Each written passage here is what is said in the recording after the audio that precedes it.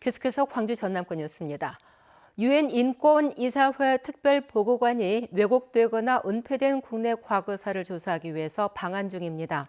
어제는 광주를 찾아 5.18 민주묘지를 참배했습니다. 보도에 손준수 기자입니다.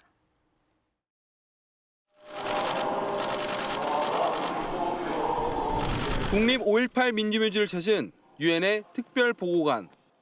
관계자들의 도움을 받아 묘역을 참배하고 5월 영령의 넋을 위로합니다.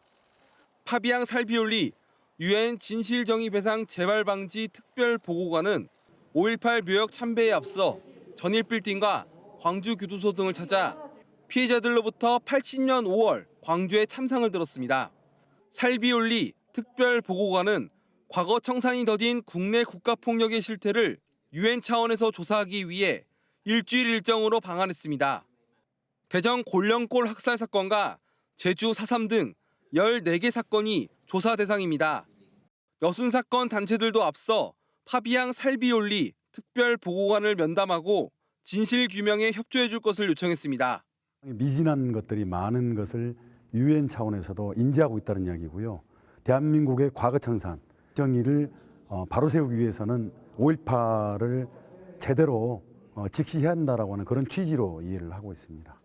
살비올리 특별보고관은 오는 15일까지 국내에서 각종 조사를 진행한 뒤 내년 9월 유엔 인권이사회에서 최종 보고서를 발표할 예정입니다. KBS 뉴스 손준수입니다. 동학농민혁명이 밀란에서 혁명으로 인정받기까지의 기록과 기념물을 모은 기획전이 전북 정읍 동학농민혁명 기념관에서 열리고 있습니다. 네트워크 소식 전주방송천국 이지연 기자가 보도합니다. 무언가에 맞아 쪼개지고 갈라진 채 누군가의 이름까지 지워진 기념비.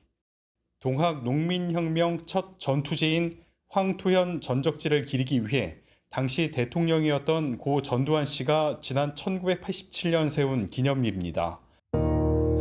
황토현 전투가 동학농민혁명 확산에 결정적 역할을 했고 자신은 전봉준 장군과 본관이 같다며 여러 의미를 부여했지만 서슬퍼런 군사정권이 막을 내리자마자 민중들에 의해 훼손된 뒤 방치됐다. 30여 년 만에 세상의 모습을 드러낸 겁니다. 얘기로만 듣던 그 파손된 기념비의 잔해가 나온 것인데요. 그 당시 정권에 대한 그 분노나 이런 것들이 좀 담겨져 있지 않나. 혁명을 이끌었던 전봉준, 손화중, 김계남 장군의 얼굴을 담은 대형 걸개 그림. 1994년 동학농민혁명 100주년을 기념해 그린 이 그림들은 평등한 세상을 만들겠다는 결의가 담긴 장군들의 눈빛이 잘 표현돼 재공개 요청이 잇따랐습니다. 한때 밀란으로 왜곡됐던 동학농민혁명이 전쟁과 운동을 거쳐 혁명으로 명예를 되찾기까지의 기록들이 한자리에 모였습니다. 혁명의 정신과 계승 의지가 담긴 여러 기념물은 물론 다양한 기념사업과 행사를 기록한 서책과 사진, 영상들이 오는 11월 21일까지 관람객을 맞습니다. 동학농민혁명 기념공원 개원을 기념하는 특별전시인데요. 동학농민혁명사적 상징성과 그리고 동학농민혁명 기념사적 상징성들을 좀 여러분들께 보여드리는 전시를. 한 세기 동안 왜곡됐던 동학농민혁명의 명예회복기가 담긴 기록물과 기념물이 자치와 평등, 사람 제일의 정신을 다시 일깨우고 있습니다. KBS 뉴스 이지현입니다.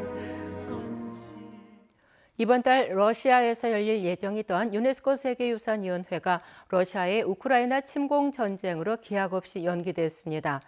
이번 위원회에서 최종 결정될 것으로 기대됐던 경남 가야 고분군의 세계유산 등재도 미뤄지게 됐습니다. 창원방송천국 손원혁 기자입니다. 하만 마리산 고분군에서 지난해 발굴된 5세기 중국 남북조 시대 최고급 청자. 중국 역사서에 가라왕 하지 관련 기록을 뒷받침합니다. 가야가 중국과 직접 관계를 맺었던 흔적으로 세계유산 등재에도 도움이 될 것으로 평가됐습니다. 그런데 오는 19일 러시아 카잔에서 열릴 예정이던 유네스코 세계유산위원회가 연기됐습니다. 10년 동안 경남과 경북, 전남 7개 시군이 추진한 가야 고분군의 세계유산 등재가 이번 회의에서 다뤄질 예정이었는데 최종 결정을 남겨두고 예상치 못한 암초를 만난 겁니다. 언제 총회가 다시 개최될지 여부를 기다리는 중에 있고 지금 현재 유네스코의 입장은 날짜에 대해서는 아직 예정하고 있지 않습니다. 세계유산 등재를 기념한 경남의 각종 행사도 미뤄졌습니다. 등재에 맞춰 관광과 인프라 구축, 보전 관리 등 3,100억 원 규모의 70여 개 사업도 발굴했지만 본격적인 추진은 늦춰질 수밖에 없습니다. 각 시군은 올해 등재가 어려워진 만큼 세계유산 등재를 지역 발전과 연계하기 위한 방안을 더 구체화할 계획입니다. 등재 자체로서 이제 끝이 나는 게 아니라 이 세계유산 등재를 통해서 지역사회의 이런 발전으로 또 이어나갈 부분이 또 상당히 중요하게 큰 부분이기 때문에 우리나라 16번째 세계유산 지정이 점쳐지는 가야 고분군. 등재가 결정될 날을 기약 없이 기다리게 됐습니다. KBS 뉴스 손원혁입니다. 누리호 2차 발사가 예정된 모레 고흥군 외나로도의 기상 상황이 대체로 양호할 것으로 전망했습니다. 기상청은 모레 고흥 지역은 구름만 5개일 뿐 비나 강풍은 예상되지 않는다고 밝혔습니다. 누리호 발사를 위해서는 발사장 부근 20km 내에서 낙뢰가 없어야 하고 순간 최대 풍속 초속 21m 이상의 강풍이 불지 않아야 되는데 발사 당일 고흥 지역은 이 같은 기상 조건을 만족할 것으로 보인다고 기상청은 설명했습니다.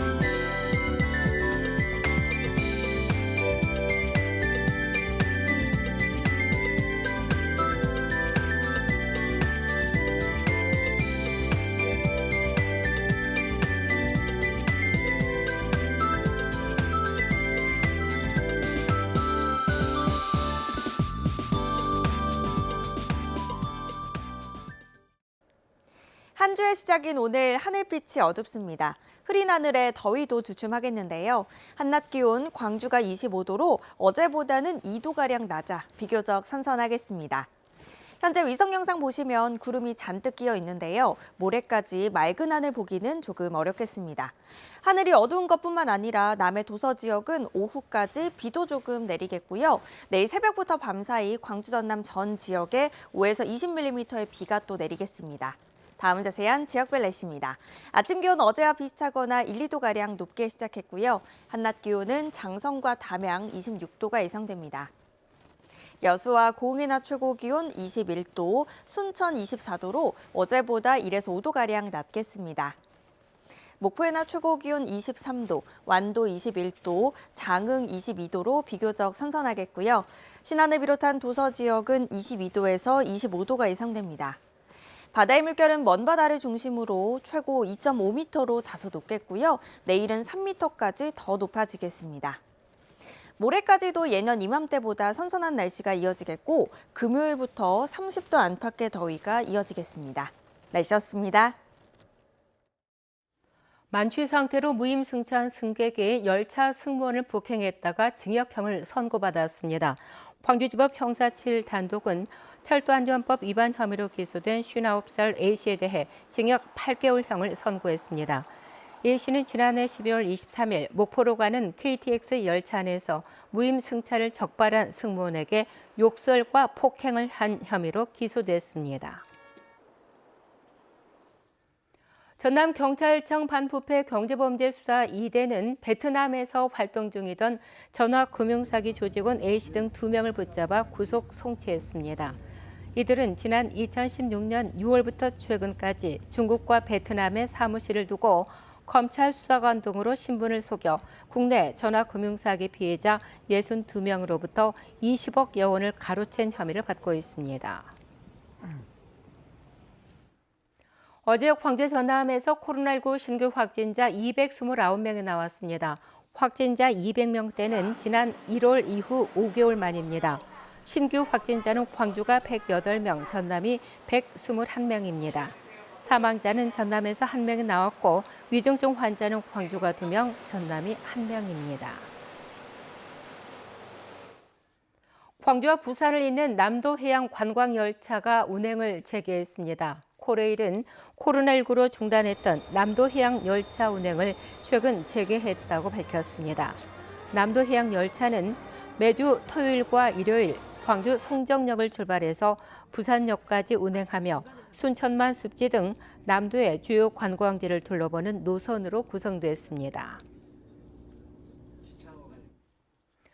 무등산 탐방로 일부 구간이 시설 정비를 위해서 통제됩니다. 통제 구간은 목교에서 서석대까지 0.5km 구간과 중심사 상가에서 세인봉 갈림길까지 2.3km 구간으로 각각 다음 달 25일과 9월 5일까지 등산객 출입이 제한됩니다. 무등산 국립공원 사무소는 정비 기간 동안에 탐방로 안전 난간 등을 교체할 예정입니다. 더불어민주당이 새로 출범한 비상대책위원회 호남 묵세위원으로 선한희 전북도의원 당선인을 임명했습니다. 우상호 비상대책위원장은 이번 지방선거에서 최연소 도의원으로 당선된 선한희 전북도의원 당선인을 비대위원으로 위촉하겠다고 밝혔습니다. 우 위원장은 36살 최연소 도의원인 서 의원이 호남의 민주당 모습에 대해 훨씬 더 개혁적인 목소리를 내줄 당사자로 기대한다고 덧붙였습니다. 더불어민주당 광주시당이 이번 지방선거에서 광주 투표율이 전국에서 가장 낮은 것과 관련해 민심의 회초리를 받았다면서 쇄신 방안 마련에 나섰습니다. 광주시당은 내일부터 사흘 동안 광주과학기술진흥원에서 지방선거 당선인 85명을 대상으로 워크숍을 열어 지방선거 투표율의 의미를 확인하고 쇄신 방안 마련을 위한 전문가 특강과 실무 교육을 진행하기로 했습니다. 광주시당은 워크숍 수료식에서 새로운 지방자치를 실천하겠다는 의지를 담아 혁신 결의안을 채택할 예정입니다. 광주 전남에서 6일 지방선거와 관련한 기부행위 위반 적발 사례가 15건에 이르는 것으로 집계됐습니다. 광주 전남 선거관리위원회는 제8회 전국동시지방선거 과정에서 음식물과 금품을 받아 적발된 기부행위 위반 사례 15건을 적발해 경찰과 검찰에 수사 의뢰했습니다. 월요일 아침에 함께한 KBS 뉴스를 마칩니다. 감사합니다.